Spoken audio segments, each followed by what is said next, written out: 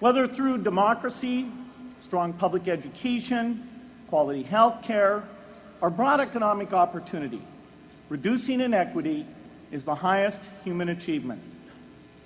I left campus knowing little about the millions of young people cheated out of educational opportunities here in this country.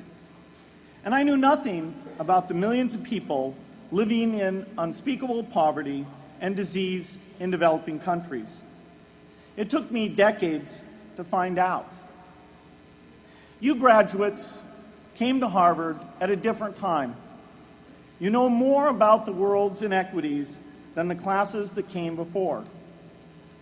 In your years here, I hope you've had a chance to think about how, in this age of accelerating technology, we can finally take on these inequities and we can solve them.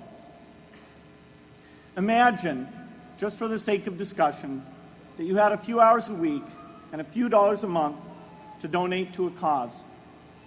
And you wanted to spend that time and money where it would have the greatest impact in saving and improving lives. Where would you spend it? For Melinda and I, the challenge is the same. How can we do the most good for the greatest number with the resources we have? During our discussions on this question, Melinda and I read an article about the millions of children who are dying every year in poor countries from diseases that we had long ago made harmless in this country: measles, malaria, pneumonia, hepatitis B, yellow fever. One disease that I had never heard of, rotavirus, was killing 500,000 children each year, none of them in the United States. We were shocked. We had assumed that if millions of children were dying and they could be saved, the world would make it a priority to discover and deliver the medicines to save them. But it did not. For under $1, there were interventions that could save lives that just weren't being delivered. If you believe that every life has equal value, it's revolting to learn that some lives are seen as worth saving and others are not. We said to ourselves, this can't be true, but if it is true, it deserves to be the priority of our giving. So we began our work in the same way anyone here would begin it. We asked, how could the world let these children die? The answer is simple and harsh. The market did not reward saving the lives of these children, and governments did not subsidize it.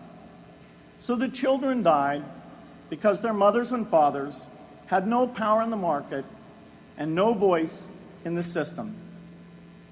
But you and I have both.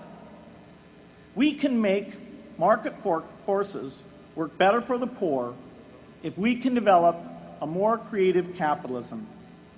If we can stretch the reach of market forces so that more people can make a profit or at least earn a living serving people who are suffering from the great inequities.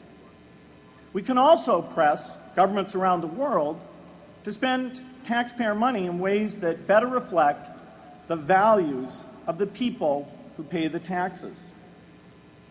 If we can find approaches that meet the needs of the poor in ways that generate profits for business and votes for politicians, we will have found a sustainable way to reduce inequity in the world.